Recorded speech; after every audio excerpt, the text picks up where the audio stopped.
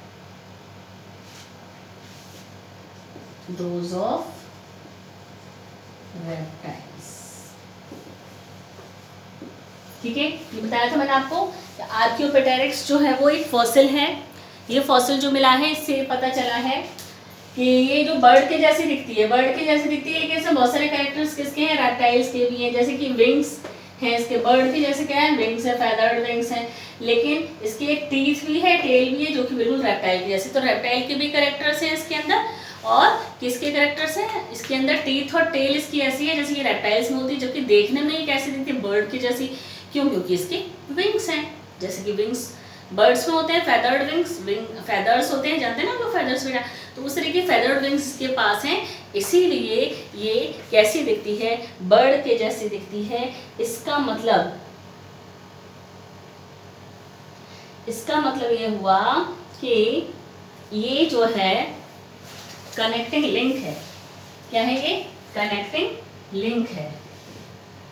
इसका मतलब ये हुआ it is a connecting link, it is a connecting link between connecting link, it is a connecting link between the reptiles and the birds, between the reptiles and birds।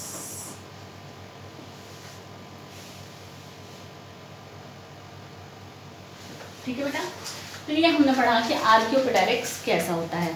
फिर हम लोग पढ़ेंगे कि fossils बनते कैसे हैं। ये हमने पढ़ा था ना बेटा कि फॉसिल्स कैसे बनते हैं, तो अभी हम इसके बारे में लिखेंगे हाउ फॉसिल फॉर्म, कैसे फॉसिल्स का फॉर्मेशन होता है।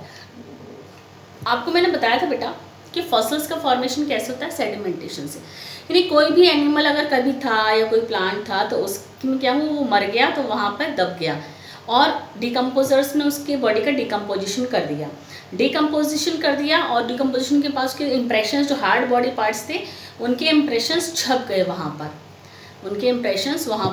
छप गए, और वो मिट्टी की लेयर जमा होती चली गई, जिससे कि क्या बन गया, फॉसिल बन गया। जिससे कि हमें लगता है कि पत्थर पर फॉसिल्स बने हुए हैं, निशान बन जाते हैं। जो बॉडी के हार्ड पार्ट्स होते हैं ना, उनके निशान बन जाते हैं मिट्टी पर, और मिट्टी की लेयर जमती चली जाती है, जिससे पत्थर बन जाता है। अब वही आगे हम लोग बोलते हैं कि फॉसिल। तो पत्थर होता है जिस पर कि हमें किसी भी एनिमल के निशान दिखते हैं, हाथ के या पैर के, बॉडी का कोई पार्ट। तो हम लोग अब पढ़ने जा रहे हैं हाउ फॉसिल्स फॉर्म।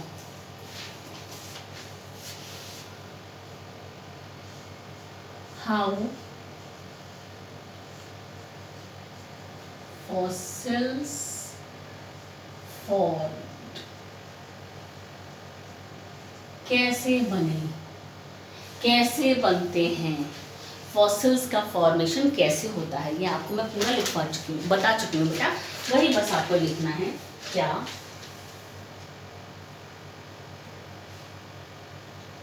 पॉइंट्स में लिखेंगे, when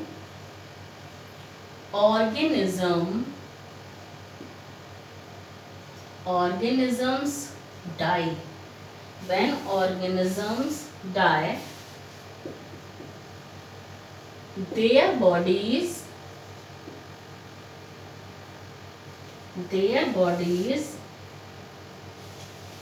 decompose,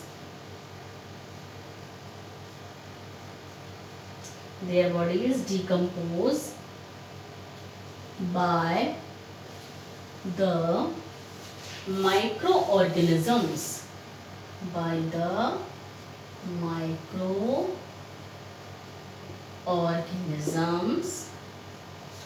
their body decomposed by the microorganisms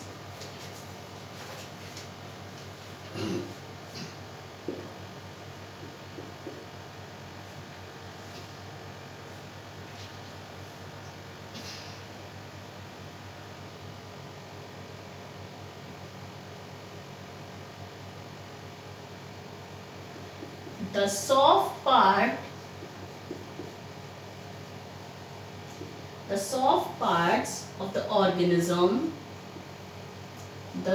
parts of the organism, get decomposed get decomposed and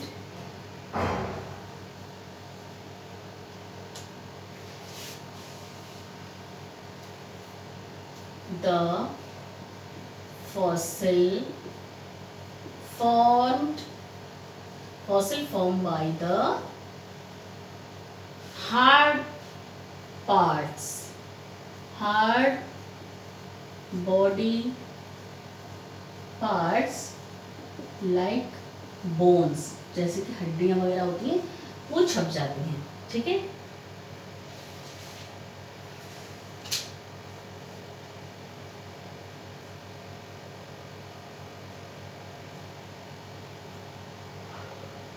फिर अगर हम लिखेंगे प्लांट्स के बारे में, इफ अ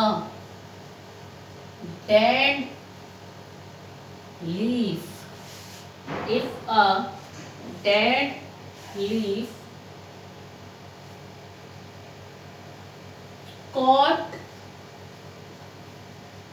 in mud, यानी मिट्टी में गिर जाती है dead leaf, it will not decompose quickly, it will not decompose quickly, it will not decompose quickly. The mud around the leaf, the mud around the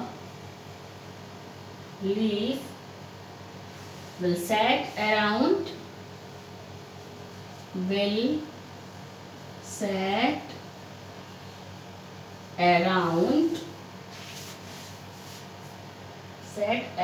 it as a mold.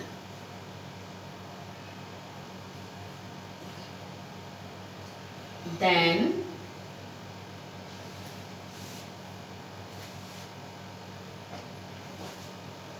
it harden to form stone. Harden to form a stone लिखिए या rock लिख लीजिए, form rock and forms a leaf fossil.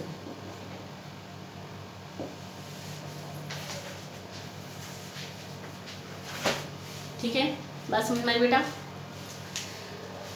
When organism die, their body is decomposed by the microorganism. Body तो decompose हो जाती है. The soft body parts of the organism get decomposed. Soft body part decompose हो गए, and the fossils formed by the hard body parts. और fossil किस चीज के बने? जो hard body part थे उनके fossils बने, जैसे कि bones वगैरह जो छप जाती हैं। अगर हम बात करते हैं कि पत्ती तो हल्की होती है, वजन कम होता है, हार्ड तो होती नहीं है, तो फिर उसको पत्ती का या किसी प्लांट का कैसे फॉसिल बनता होगा, तो हमने बात की यहाँ पर प्लांट की। If a dead leaf caught in a mud, अगर कोई पत्ती गिर जाती है जमीन पर, यूं गिरी, तो उसके चारों तरफ मिट्टी इकट्ठी हो जाती है। ठीक है ना, उसके चारों तरफ मिट्टी इकट्ठी हो गई, थोड़े टाइम बाद वो मिट्टी और ज़्यादा उसको पूरे को पूरा कवर कर लिया, और थोड़े दिन बाद वो क्या हो गए, it will not decompose quickly, the mud around the leaf will get set around as mould, पूरे उसके चारों तरफ मिट्टी इकट्ठी हो गई, मिट्टी में वो दब गई। देन इट हार्डन, और हार्ड हो गई, then it harden to form rock and forms a leaf fossil, और क्या बन जाता है, वो लीफ का एक फॉसिल बन जाता है, क्योंकि वो लीफ गिरी तो गीली मिट्टी में वो छप गई, बताया था मैंने आपको, और उसके चारों तरफ मिट्टी इकट्ठी हो गई, और फिर बाद में वो हार्ड हो गई, क्या बन गई, फॉसिल बन गई, क्या बन गई, हार्ड होकर वो फॉसिल्स बन गई। ठीक है, इस तरीके से फॉसिल्स का फॉर्मेशन हो जाता है। ठीक है, इस तरीके से क्या होता है बेटा, फॉसिल का फॉर्मेशन होता है। अब हम लोग बात करेंगे बेटा कि फॉसिल की एज कैसे पता करते हैं, बताया था मैंने आपको।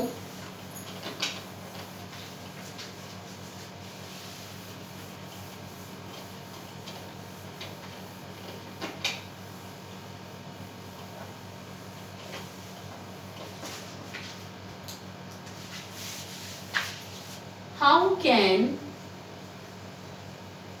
we calculate the age of fossils? Age of fossil कैसे, तो हम लोग कैसे पता कर सकते हैं फॉसिल की एज? दो मेथड बताए मैंने आपको. There are two methods. There are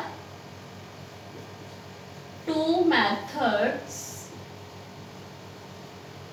for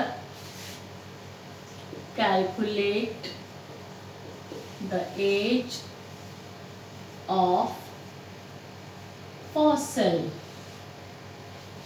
Number one, by digging. By digging यानी कि जमीन को खोद कर. तो by digging कैसे बताया था? जो सबसे ऊपर मिलेगा वो नया है, जो सबसे नीचे मिलेगा वो सबसे पुराना है. ठीक है, देखिए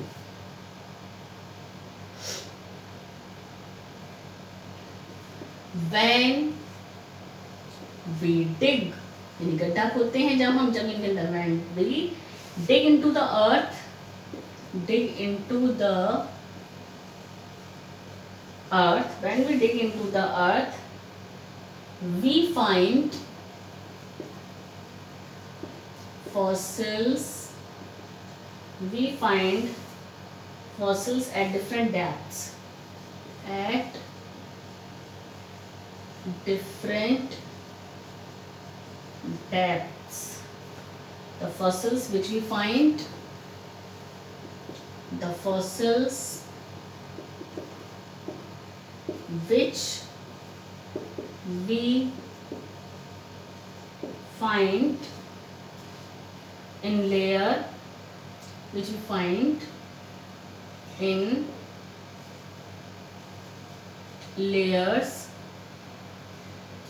closer to the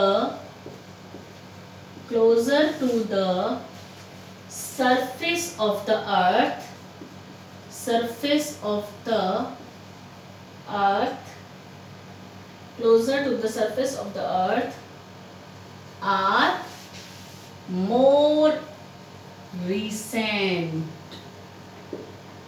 but the fossils found in deeper layers, in deeper layers are older. ठीक है, तो पहला मेथड हुआ बाय डिगिंग, और दूसरा method by carbon dating.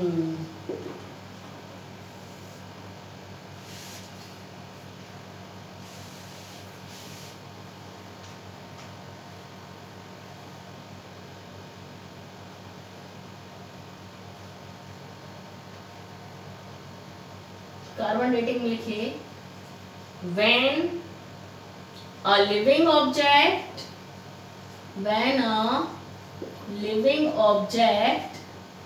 dies, when a living object dies and forms fossils,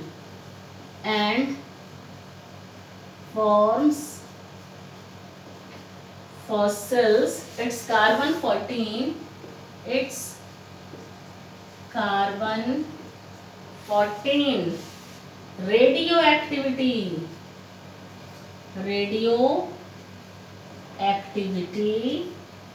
goes on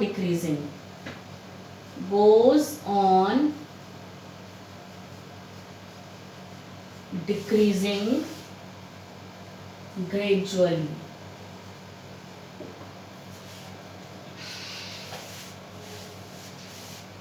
In this method,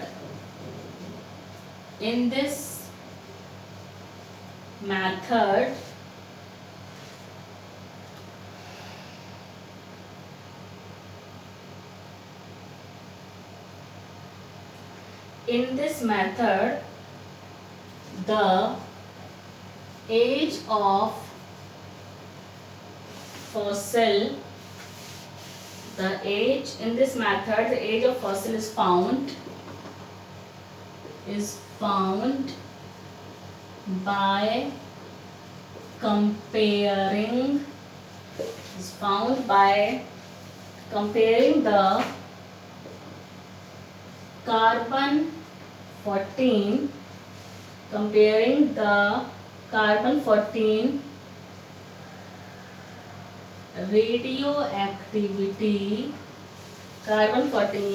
radioactivity left in the fossil,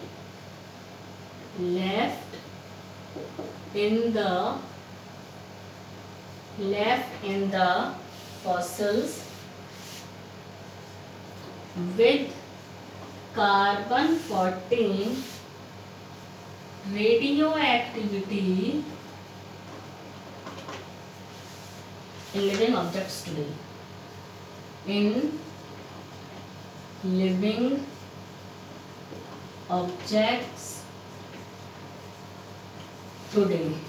ठीक है, तो ये हुआ कार्बन डेटिंग का मेथड।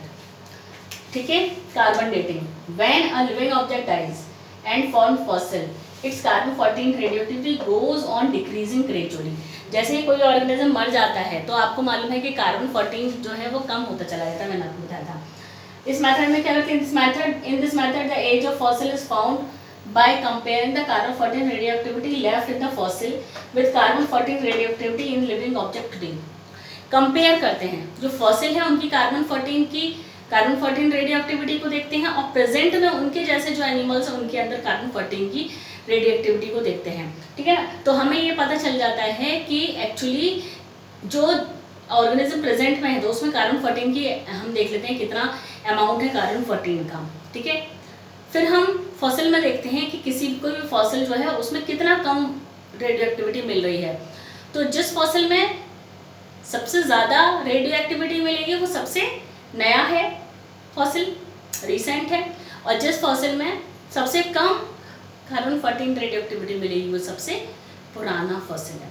तो हम लोग आज के जो प्रेजेंट के जो एनिमल्स हैं उनसे कंपेयर करते हैं कार्बन 14 रेडियोएक्टिविटी को, किससे, फॉसिल को कंपेयर किया जाता है आज के एनिमल्स के रेडियोएक्टिविटी के साथ। ठीक है,